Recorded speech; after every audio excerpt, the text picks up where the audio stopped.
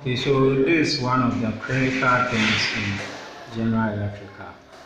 So I'm going to teach you how to fix a 13 amps uh, double pole or uh, double socket. So you have to make sure that your cables, that is the live, if they are two, they are well tightened. If the neutral are two, they are well tightened, and also the neutral, if they are two, they are well tightened to avoid sparking.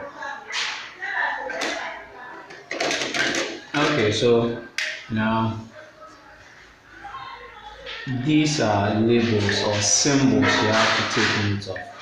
Whenever you see this symbol, it means earth or FM or ground, and N here is neutral, and this L is live. Okay.